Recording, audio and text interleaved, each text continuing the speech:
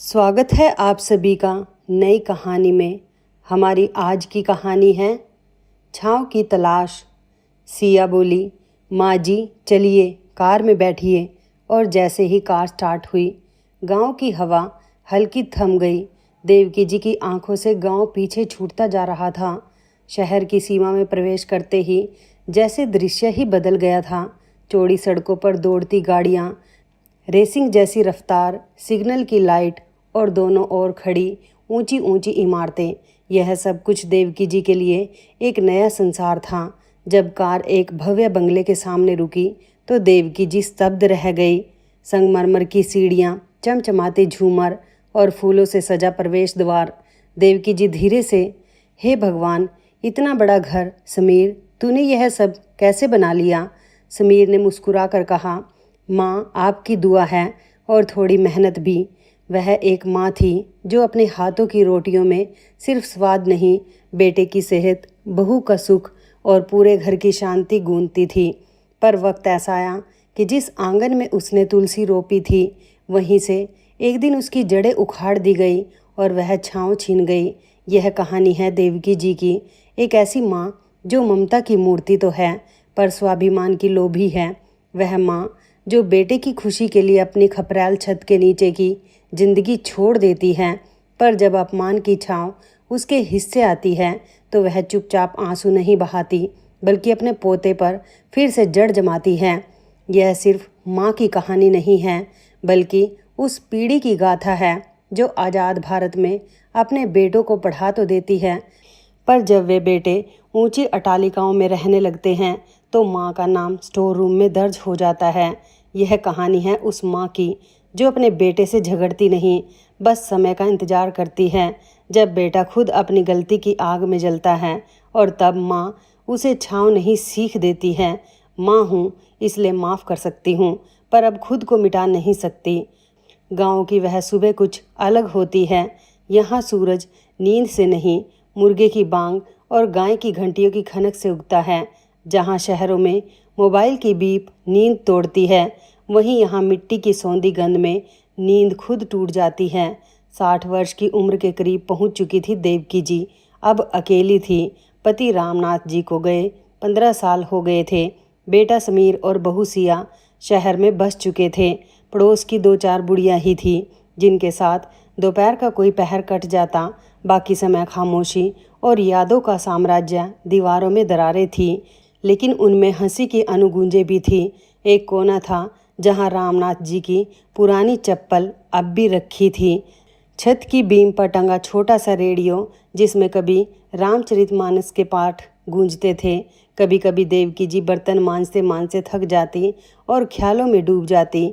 याद है रामनाथ जी, जब आप भैंस खरीद कर लाए थे और मैं डर के मारे उसके पास नहीं गई थी, आप हंसते हुए बोले थे, यह रंभाएगी पर कभी डांटेगी नहीं। उनकी आंखें भर आती हैं। बर्तन की खनक धीमी हो जाती है, पर फिर उठती, अपने आप को समझाकर। उस दिन दोपहर बाद मिट्टी का आंगन अचानक धूल से भर उठा। एक बड़ी सी कार दरवाजे पर आकर रुकी। देवकी जी की आंखों पर छांव पड़ा। समीर उतर रहा था। पिछले साल ही तो आया था, लेकिन अब उसे देखें जैसे युग बीत चुके थे। साथ में उसकी पत्नी सिया भी थी। लाल रंग की चुन्नी संभालती, नाक पर हल्का सा चश्मा और चेहरे पर एक परिपक्व मुस्कान। माँ, समीर ने झुककर पैर छुए। देवकी जी हड़बड़ा गई, परंतु मुस्कुरा दी। माँ को जब बेटा छूता है तो चूल्हा भी जलता है और कलेजा भी। कैसे आना हुआ? उनके स्वर में संकोच नहीं, स्नेह था। सिया सामने आई। माँ जी, हम आपको लेने आए हैं। अब आप अकेली क्यों रहें? चलिए हमारे साथ शहर, वहाँ सब सुविधा है। मेड है, नर्स है, आराम है, और आपका बेटा भी है। देवकी जी मुस्कुराई, एक लंबी सांस ली और आंगन के उस पेड़ की तरफ देखा जहाँ कभी समीर ने झूला डाला था। बेटा, देवकी जी ने धीमे स्वर में कहा, यह घर सिर्फ मिट्टी का नहीं, मेरी शादी यहीं हुई थी। तुम्हारे पापा की अर्थी भी यहीं से उठी थी और तुम पहली बार इसी आंगन में गिरे थे। मैं इसी मिट्टी में बसी हूँ समीर, और आखिरी सांस भी यहीं लेना चाहती हूँ। सिया ने कुछ कहना चाहा, लेकिन देवकी जी का स्वर रुकने नहीं दिया। शहर में छत ही तो होंगी बेटा, पर वहाँ वो छाँव नहीं मिलेगी जिसमें मैं हर दोपहर पापा को पंखा करती थी और तुम आम के पेड़ से कच्चे आम तोड़ते थे। समीर थोड़ी देर चुप रहा, पर आज वह बेटा कम जिम्मेदार आदमी ज़्यादा था। माँ, पापा नहीं हैं, आप भी यहाँ अकेली हैं, मुझे चैन नहीं आता। आप हमारे साथ चलिए, एक बार बस देख लीजिए शहर। आपको अच्छा नहीं लगा तो हम यहीं लौट आएंगे। देवकी जी की आंखें डबडबा आई। माँ, आखिर माँ होती है।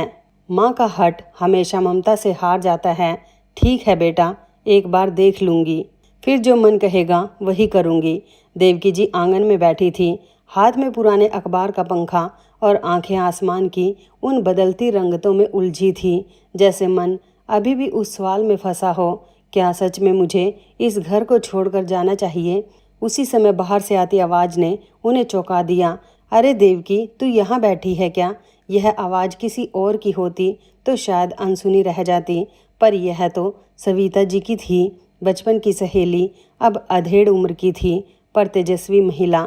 सविता जी की साड़ी का पल्लू हमेशा की तरह कमर में खोसा हुआ था और हाथ में एक थैला जिसमें शायद अकेलापन ही भरा हुआ था। चाय बना ले क्या? देवकी जी ने कुर्सी की तरफ इशारा किया। अरे रहने दे, अब वह स्वाद कहाँ जो रामनाथ जी के साथ वाली चाय में था। सविता की आवाज़ में हंसी से ज़्यादा थकान थी। बैठते ही बातों का सिलसिला शुरू हो गया। बता, तेरा समीर आया है शहर से? हाँ, कह रहा है साथ चलने को। तो सविता की आंखें चमकी। मना कर दिया? यही तो जीवन बीता है सविता, यह दीवारें, यह तुलसी, यह छप्पर सब तो मेरा है। सविता की मुस्कान फीकी पड़ गई। उसने आह भरते हुए कहा, तू भाग्यशाली है देवकी, तुझे बुलाने वाला कोई तो आया। मेरे तो 4 बेटे हैं, एक से बढ़कर एक पढ़े लिखे कमाने वाले, लेकिन मेरी खैर खबर लेने की किसी को फुर्सत नहीं है। बड़ी बहू कहती है, माँ गांव में ही ठीक है, वहाँ दवा मिलती नहीं और हमें झंझट पसंद नहीं। छोटी बहू तो ताना देती है, आपके आने से बच्चे डरते हैं। देवकी जी चुप थी, लेकिन उनकी आंखों में कुछ बदल रहा था। ममता और स्वाभिमान के बीच चल रही रस्साकसी अब धीरे धीरे झुक रही थी देवकी। सविता की आवाज़ में करुणा थी। बेटे अगर बुला रहे हैं तो जाना चाहिए, नसीब सबका एक सा नहीं होता। मैं भी सोचती थी अपने आंगन की मिट्टी में मरूंगी, पर अब लगता है जहाँ 2 मीठे बोल मिले वहीं घर है। बुढ़ापा अकेली काटा नहीं जाता सखी, और ना ही उस बेटे से रूठा जाता है जो हाथ बढ़ा रहा हो। देवकी जी की आंखें डबडबा गई। उन्होंने चुपचाप चाय का कप सविता की तरफ बढ़ाया। शहर चलूँगी, एक बार देखूँगी, फिर जो मन कहेगा वही करूँगी। इस बार बच्चे साथ ले जा रहे हैं तो मुझे भी अब साथ निभाना होगा, अपने लिए भी। अगली सुबह देवकी जी तुलसी के पास बैठी, हाथ में दिया और मन ही मन बड़बड़ाई, हे तुलसी माँ, मैं लौटूंगी, पर इस बार खुद को खोकर नहीं, खुद को पाकर लौटूंगी। पीछे से सिया बोली, माँ जी चलिए, कार में बैठिए। और जैसे ही कार स्टार्ट हुई, गांव की हवा हल्की थम गई। देवकी जी की आंखों से गांव पीछे छूटता जा रहा था, पर उनके दिल में मिट्टी की वह दीवारें अब भी खड़ी थी। एक माँ की जड़ें जब उखड़ती हैं तो वह हिलती नहीं, बल्कि भीतर ही भीतर एक बीज छोड़ देती है जो किसी दिन फिर से जीवन की हरियाली बनकर उगेगा। शहर की सीमा में प्रवेश करते ही जैसे दृश्य ही बदल गया था। चौड़ी चौड़ी सड़कों पर दौड़ती गाड़ियाँ, रेसिंग जैसी रफ्तार, सिग्नल की लाइटें और दोनों ओर खड़ी ऊंची ऊंची इमारतें, यह सब कुछ देवकी जी के लिए एक नया संसार था। बेटा समीर ड्राइव कर रहा था, सिया मोबाइल पर लगी थी। देवकी जी कार की खिड़की से बाहर झांकती रही, कभी हैरानी से, कभी थोड़े डर से। उनकी आंखों में अजीब सा द्वंद था, क्या मैं सच में इस चमकती दुनिया का हिस्सा बन सकती हूँ? यह है आपका नया घर मम्मी जी। जब कार एक भव्य बंगले के सामने रुकी तो देवकी जी स्तब्ध रह गई। संगमरमर की सीढ़ियाँ, चमचमाती झूमर और फूलों से सजा प्रवेश द्वार।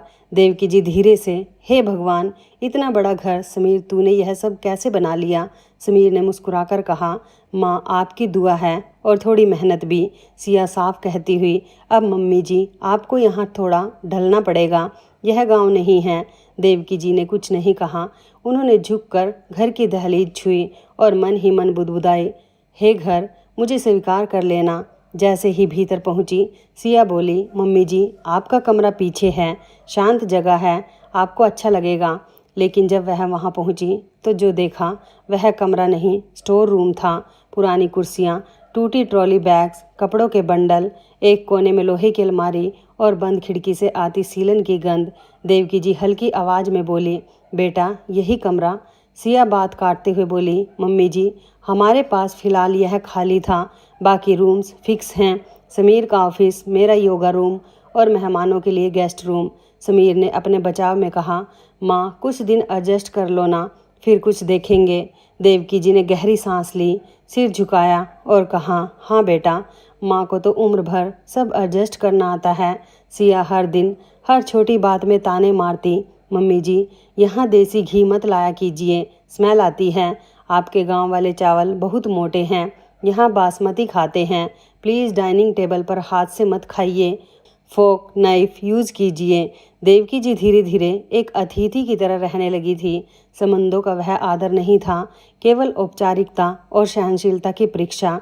एक दिन जब सिया अपने फ्रेंड्स के साथ पार्टी की तैयारी में थी, देवकी जी ने साड़ी पहन ली, अपनी साधारण सूती साड़ी और हल्दी का टीका। सिया तेज स्वर में बोली, मम्मी जी प्लीज़ यह साड़ी ना पहना कीजिए, कोई आपको देख लेगा तो गांव की याद आ जाएगी। यह शहर है, यहाँ लोग ट्रेंडी दिखते हैं। ट्रेंड हर साल बदलता है, पर संस्कार पीढ़ियों तक चलते हैं। जब सब लोग एसी कमरों में चैन से सोते थे, देवकी जी खिड़की के पास बैठकर चांद को देखती और खुद से कहती, गांव का टूटा हुआ घर तो मेरा था, यह महल किसी और की बस्ती है जिसमें मेरा मन नहीं बसता। दोपहर को जब देवकी जी रसोई में गई तो वहाँ सब कुछ मशीनी था, ग्राइंडर, मिक्सचर, डिशवाशर, आटा गूंथने की मशीन। उन्होंने गैस जलाने की कोशिश की तो सामने सिया आ खड़ी हुई। माँ जी आपको बताना भूल गई, यहाँ गैस नहीं इंडक्शन है, और यह देखिए आटा गूंथने की मशीन भी है, आपके हाथ थक जाएंगे ना। फिर ठहाके के साथ सिया ने कहा, गांव में तो सब हाथ से ही करते होंगे, यहाँ तो सब ऑटोमेटिक है। उसके शब्दों में सम्मान कम, तिरस्कार की चिकनाहट ज़्यादा थी। देवकी जी मुस्कुराई, वही माँ वाली मुस्कान जिसमें खुद की पीड़ा छिपा ली जाती है। शाम को जब परिवार डाइनिंग टेबल पर बैठा तो देवकी जी दरवाजे की चौखट पर खड़ी रह गई। 6 कुर्सियाँ थीं, पर उनमें से एक भी उनकी नहीं लगी। सिया ने उन्हें टोका नहीं, बुलाया भी नहीं। समीर व्यस्त था मोबाइल पर और सिया बोली, माँ जी आपकी थाली आपके कमरे में रख दी है, गर्म रहते ही खा लीजिएगा। फिर जैसे सहानुभूति दिखाने को कहा, शहर की थाली में बैठने की आदत ना हो तो वही बेहतर है। उस रात देवकी जी कमरे में अकेली थी। चारों तरफ दीवारें तो थी, पर कोई दीवार नहीं थी जो उन्हें सुनती।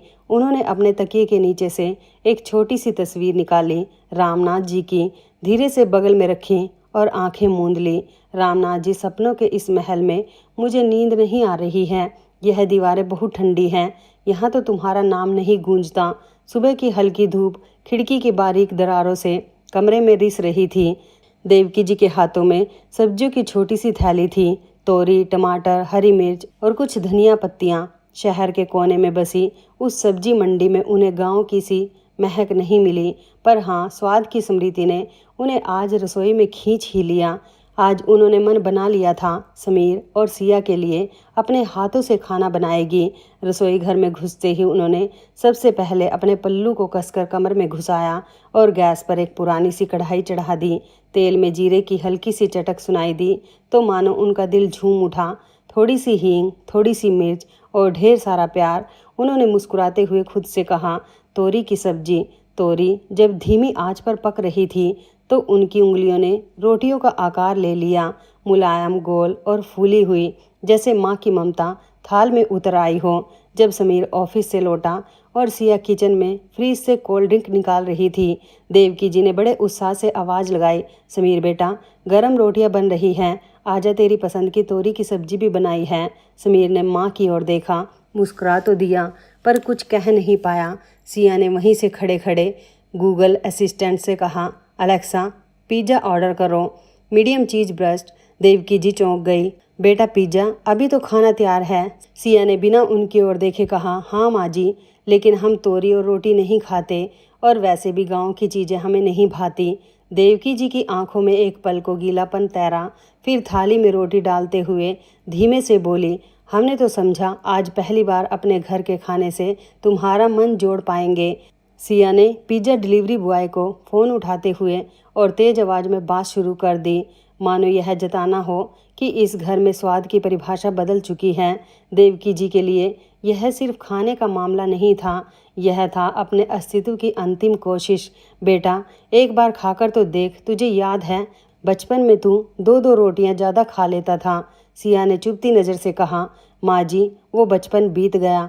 अब हम मशीन से आटा गूंथते हैं और मशीन से ही स्वाद तय करते हैं। और एक बात, हमें तुम्हारी आदत नहीं है।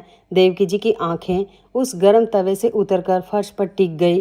रोटियां अब जल चुकी थीं और उनका दिल भी। उस रात उन्होंने अपने स्टोर रूम में खाना खाया, तोरी की वही सब्जी, 3 रोटियां और आंखों में ठहरे 2 आंसू। रामनाथ जी, अब यहाँ स्वाद नहीं बचा, सिर्फ स्वादहीनता रह गई है।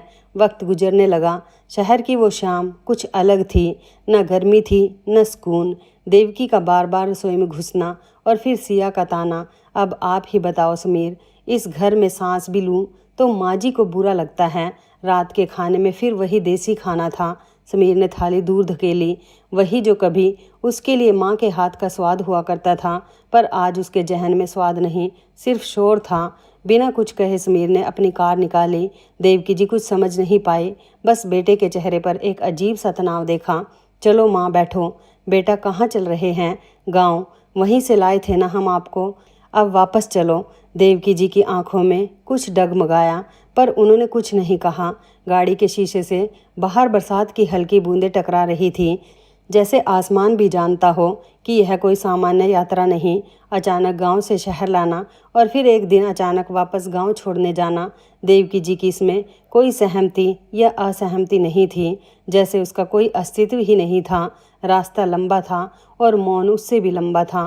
रात गहराने लगी थी। गांव की मिट्टी की सौंधी महक अब उन्हें गले लगाने की जगह कांपती दीवारों के बीच धकेलने आई थी। समीर ने घर के बाहर गाड़ी रोकी। बिना कुछ कहे माँ का छोटा सा बैग बाहर रखा। न चादर, न दवा, न ही 1 रुपया। देवकी जी ने धीमे से पूछा, बेटा, एक रात तो रुक जाते कि रास्ता अब इतना आसान नहीं रहा। समीर ने दरवाज़ा बंद किया। कार स्टार्ट हुई और दूर अंधेरे में गुम हो गई। घर के अंदर की छत टपक रही थी। हर कोने में सीलन थी। तुलसी चौरा के पास रखा दीपक अब बुझ चुका था। रसोई में चूल्हा नहीं जला था, सिर्फ चूहे दौड़ रहे थे। देवकी जी भीगते हुए कोने की खाट पर बैठ गई। कमर में हल्का दर्द था, पर मन उससे कहीं अधिक टूटा था। उनकी कांपती आवाज़ ने खामोशी को चीर दिया। रामनाथ जी, देखा आपने, आपका बेटा समीर कितना बेदर्द हो गया। बिजली नहीं थी, पर एक मोमबत्ती उन्होंने किसी पुराने कनस्तर से निकाल ली और उसकी लो के सामने उन्होंने खुद से पहली बार साफ साफ कहा, जब अपने ही बच्चे ठुकरा दें तो फिर खुद को ही माँ बनना पड़ता है। अब मैं बोझ नहीं, बदलाव बनूंगी। बरसात की बूंदें अब भी गिर रही थी, पर अब वह डरा नहीं रही थी, बल्कि भीतर एक नई जिद जगा रही थी। माँ हूँ, टूटी हूँ, पर थकी नहीं हूँ। अब जो घर टूटा है उसे फिर से बसाऊंगी अपने दम पर। बारिश की रात बीत चुकी थी। सुबह की पहली किरण ने जैसे देवकी जी के भीतर कोई सोई हुई शक्ति जगा दी थी। भीगी जमीन पर नंगे पांव चलती वह पेड़ों को निहारती रही। अब मैं किसी के आंगन की मेहमान नहीं, अपने आंगन की मालकिन बनूंगी। देवकी जी के पास गांव में पुश्तैनी जमीन की कुछ पट्टियां थीं। लोगों ने सलाह दी, बुढ़िया हो चली हो देवकी बहन, यह कौन सी उम्र है घर बनवाने की। देवकी जी ने हल्की मुस्कान से जवाब दिया, घर उम्र के लिए नहीं, आत्म संवेदना के लिए होता है। उन्होंने खेत की एक छोटी सी पट्टी बेच दी। जो पैसे मिले बस उतने ही, जो एक मिट्टी पक्की ईंटों का घर बनाने के लिए काफ़ी थे। देवकी जी ने गांव के ही राजू मिस्त्री और शामू मजदूर को बुलाया। देवकी जी ने मुस्कुराकर ईंटों का थैला उठाया। राजू ने कहा, माँ जी, अब आप आराम कीजिए, यह काम आपका नहीं है। बेटा, जब ठुकरा देने वालों की याद साथ हो तो हाथ भारी नहीं, हौसले मजबूत होते हैं। काम के दौरान वह सबको गुड़ की चाय, कभी मूंगफली और दोपहर का खाना खिलाती। उनके हाथों की रोटियों का स्वाद किसी होटल से बेहतर था। धीरे धीरे सब उन्हें देवकी अम्मा कहने लगे। देवकी जी ने घर की नींव इस सोच से रखी, नीम का पेड़ जिसमें हवा में औषधियों की खुशबू रहे, तुलसी का चौरा, हर सुबह दीप जले और मंगल गूंजे, खुला आंगन जहाँ धूप भी आए, बच्चों की हंसी भी गूंजे, और एक कोने में लोहे की सांकल वाला झूला। जब मजदूरों ने झूले की रस्सी बांधी, देवकी जी की आंखों में एक मासूम चमक लौट आई। यही तो मेरा स्वर्ग है, उन्होंने धीमे से कहा। घर पूरा होते ही उन्होंने पहला चूल्हा जलाया, पहली रोटी गाय के लिए, दूसरी अपने लिए। गांव की एक विधवा महिला की मदद से एक छोटी सी देसी गाय भी खरीदी। सुबह दूध धोती, दोपहर में बगीचे में सब्जियां उगाती, लौकी, धनिया, टमाटर। शाम को तुलसी के चौरे के पास दिया जलाकर भजन गाती। गांव की लड़कियां और औरतें अब उनके पास सिलाई, अचार और दवा नुस्खों की सीख लेने आने लगी। माँ जी, आप तो गांव की शान बन गई। वो मुस्कुराती, एक ऐसी मुस्कान जो त्याग की तपस्या से चमकी थी। अब यह घर सिर्फ एक ठिकाना नहीं था, यह उस माँ की पहचान बन गया था जो कभी स्टोर रूम में रह रही थी, अब खुली छत के नीचे आसमान को छूने लगी थी। जिस माँ को बोझ समझ छोड़ा हो वही अब संजीवनी बन गई। उधर समीर के लिए शहर की चकाचौंध अब बोझ बन चुकी थी। समीर का चेहरा अब पहले जैसा तेज नहीं रहा। कभी कॉरपोरेट ऑफिस में सजे चमचमाते टेबल और लैपटॉप के पीछे बैठने वाला समीर अब घर के एक कोने में चुप बैठा था। आर्थिक मंदी का असर उस पर भी पड़ा। समीर जी, आपकी पोजीशन अब कंपनी के लिए लाभदायक नहीं रही, एचआर ने कहा। बस उसी दिन से समीर घर पर था। हर महीने की ईएमआई, कार की किस्त, बच्चों की फीस, सब एक एक कर बोझ बनने लगा। बीमारी ने भी दस्तक दी। एक रात पिज्ज़ा खाकर समीर की तबीयत अचानक बिगड़ गई। तेज बुखार, उल्टियाँ, कमजोरी से शरीर थरथराने लगा। डॉक्टर ने जांच के बाद कहा, लीवर कमज़ोर हो गया है, शरीर में कृत्रिम चीज़ें नहीं पच रही हैं, अब सिर्फ घर का बना सादा खाना ही खाना है। माँ के हाथ की दाल रोटी। सिया सुनकर झल्लाई। क्यों, क्या शहर में औरतें खाना नहीं बनाती? डॉक्टर ने सीधा उत्तर दिया, बनाती हैं, पर माँ के हाथों में जो दुआओं की गर्मी होती है वह किसी मशीन में नहीं होती। घर की किस्त चढ़ चुकी थी, बैंक नोटिस भेज चुका था। सिया ने समीर से कहा, एक ही रास्ता है, आपके गांव में जो पुश्तैनी ज़मीन है वह किस दिन काम आएगी? वैसे भी माँ जी अब अकेली क्या करेंगी? हम उनके लिए शहर में अच्छा फ्लैट देख लेंगे। चलो गांव, माँ के हिस्से की ज़मीन बेचते हैं। समीर चुप रहा। अब उसे सिर्फ ज़मीन नहीं चाहिए थी, उसे वह माँ चाहिए थी जिसे वह बरसात की रात भीगते छोड़ आया था। समीर अब उसी रास्ते पर था, लेकिन इस बार माँ को छोड़ने नहीं, मनाने आया था। वो नहीं जानता था कि जिस मिट्टी को वह बेकार समझकर छोड़ आया था वह अब माँ की मेहनत से एक आत्मसम्मान की इमारत बन चुकी थी। जिस चौखट से अपमान बनकर निकले थे, आज वही चौखट पश्चाताप की परछाई में लौटे हैं। बरसों बाद समीर की गाड़ी उसी पगडंडी पर रेंग रही थी जहाँ कभी उसने माँ को बिना कंबल, बिना सहारा छोड़ दिया था। गाड़ी की रफ्तार धीमी थी, लेकिन अंदर दिल की धड़कन तेज। सिया चुप थी, बच्चे मोबाइल में खोए थे, लेकिन समीर की आंखें गांव के हर पेड़, हर मोड़ को पढ़ रही थी, जैसे हर साख पर कोई इल्जाम टंगा हो। जब गाड़ी आखिरकार नीम के पेड़ के नीचे रुकी, समीर के पांव थम गए। वो घर अब मिट्टी की झोपड़ी नहीं था, बल्कि एक छोटा सा मगर आत्मसम्मान से भरा आंगनदार मकान बन चुका था। आंगन में झूले पर एक सफ़ेद धोती में लिपटी देवकी जी गाय को चारा डाल रही थी। समीर ने हिचकिचाते हुए दरवाज़ा खटखटाया। देवकी जी ने दरवाज़ा खोला, पल भर को देखा, फिर चुपचाप पीछे हट गई।